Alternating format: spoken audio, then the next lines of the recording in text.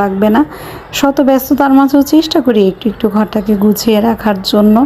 তো বারান্দায় এসে ওয়েদারটা কেমন আজকে একটু আপনাদের সাথে শেয়ার করি। আর এখানে এই যে মিষ্টি আলুর শাক হয়েছে, এই শাকগুলো আর একটু বড় হলে তারপর ছোট ছোট চিংড়ি মাছ দিয়ে আলু দিয়ে ভাজি করলে খেতে বেশ ভালো লাগবে। নুডলসে দিয়ে খেতেও কিন্তু ভালো লাগে। বাইরের ওয়েদারটা দেখেন কত সুন্দর, খুব ভালো লাগছে না? আমার কাছে কিন্তু খুবই ভালো লাগছিল। আমি বারান্দায় অনেক সময় দাঁড়িয়েছিলাম, একটু বাইরে থেকে সুন্দর বাতাস আসছিল ফ্রেশ। তারপরও না শরীরের মধ্যে কেমন একটা অস্থিরতা কাজ করছিল।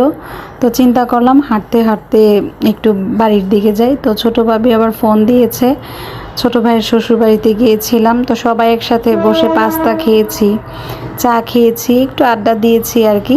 খুব বেশি সময় ধরে বসতে পারিনি।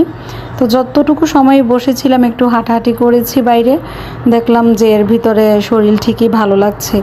সত্যি কথা বলতে দেখবেন যে ঘরের ভিতর না একেবারে বসে থাকলে শরীরের মধ্যে মাঝে মধ্যে কেমন একটা খারাপ লাগে না, মাইন্ড ফ্রেশ লাগে না আর কি। তো বাসায় এসে আমি আবার মেয়েদেরকে রাতের দিকে একটু পাস্তা রান্না করে দিয়েছি। তো এইভাবেই আজকে সারাটা দিন আমার কেটেছে। দাওয়াতময় দিনও বলা চলে আর কি। সবাই ভালো থাকবেন, আল্লাহ হাফেজ।